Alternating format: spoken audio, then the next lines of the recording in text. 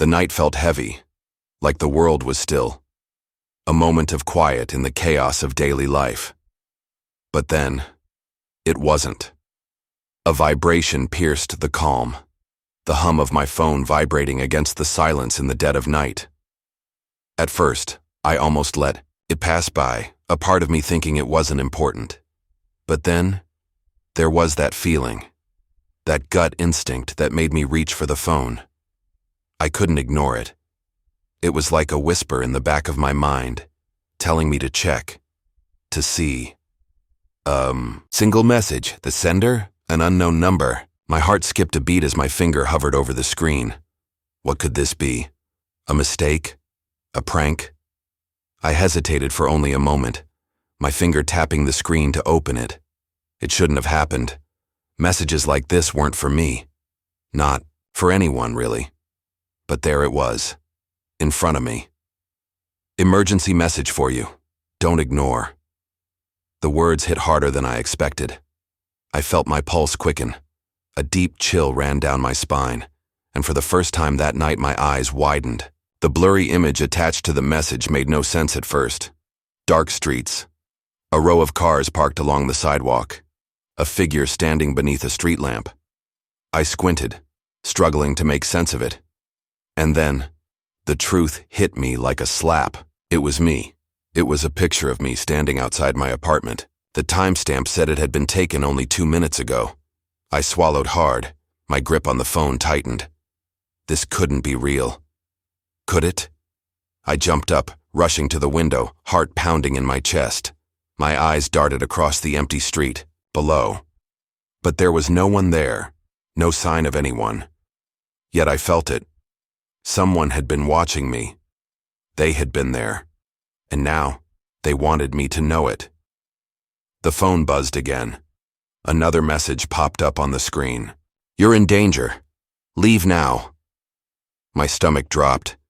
I felt a twist of panic, but I told myself this had to be a joke, a mistake. There was no way this was real. And yet, the image, the timestamp, they were real.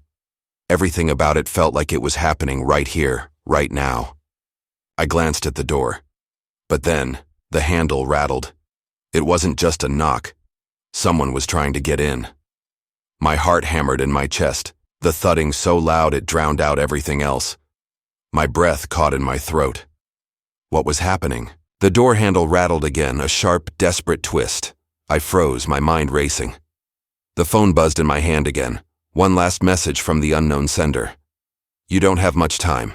The words were cold, like a warning straight from a nightmare. I could hear the door rattling more now. Whoever was out there wasn't just knocking. They were trying to break in. My pulse quickened as panic surged through my veins. I backed, away from the door, a sense of dread washing over me. This wasn't a prank. This wasn't a mistake. Someone was inside my apartment now. Someone had gotten past the lock. The door creaked, just slightly, then opened more. I stumbled back, searching frantically for anything to defend myself with. My eyes darted around the room, landing on the nearest objects, the lamp, the chair, the heavy metal flashlight on my nightstand. I grabbed the flashlight, my fingers tightening around it like it was my lifeline. Another inch. The door opened wider. My breath came in shallow, ragged gasps. The phone buzzed one last time. A final message. Don't fight. Just run. A scream tried to claw its way out of me, but I didn't have time to be scared. Not now. Not when every second counted. I raised the flashlight, ready to swing it, to fight if I had to. But I didn't. I didn't think. I just ran, not toward the door. I knew they would expect that. I didn't want to be predictable. I turned toward the window instead, my breath sharp in my chest. It wasn't the smartest move. It wasn't even planned.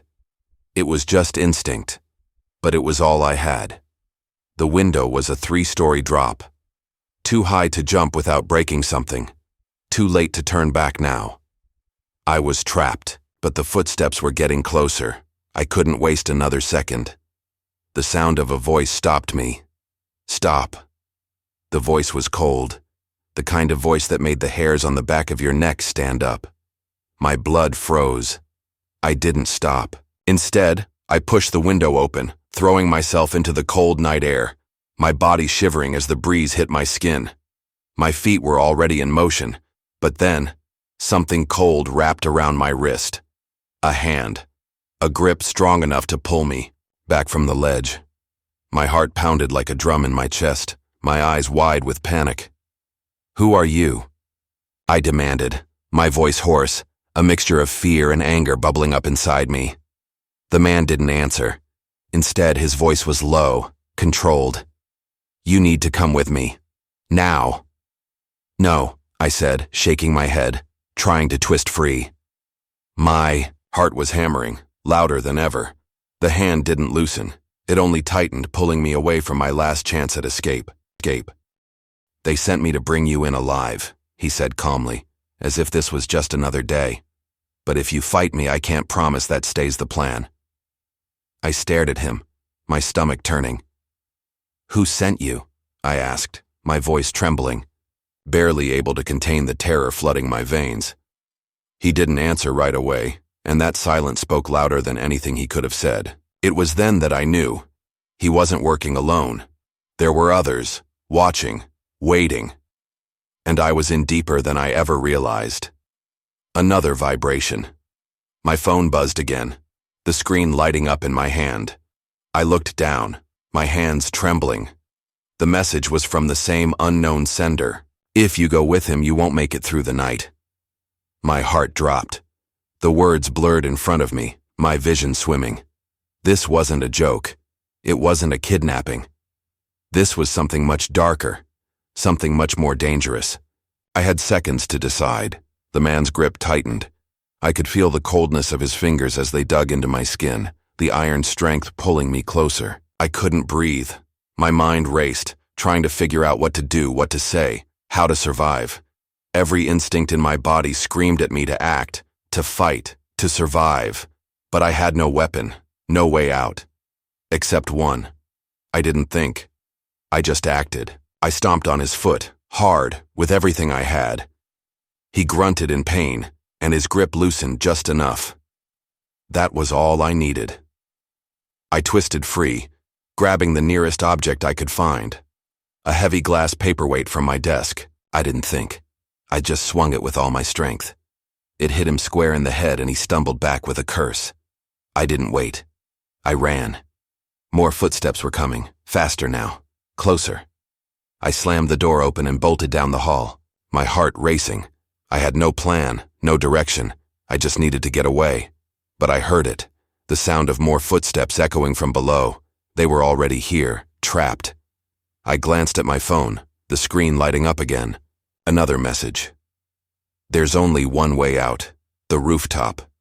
The rooftop." The words seemed like a lifeline, a chance.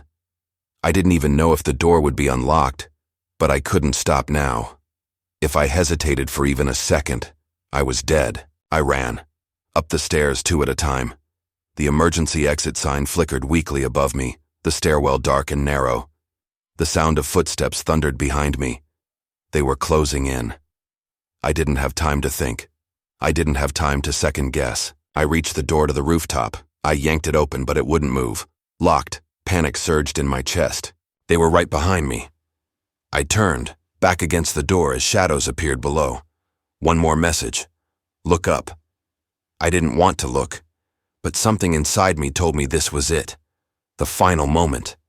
I looked up, and then I saw it. A metal ladder bolted to the wall. It was my only chance. I grabbed it, climbing higher, higher than the rooftop. I gripped the cold, unforgiving metal bars, my hands trembling with a mixture of fear and desperation.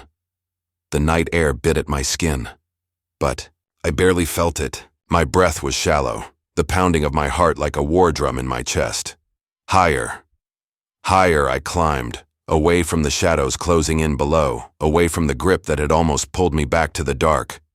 The rungs were slippery, and every inch felt like a battle, but I didn't stop. I couldn't. The ground was too far below, and the unknown forces at my back were too close. I had to reach the top. I had to escape.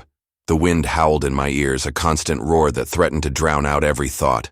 My muscles burned, but I didn't dare slow.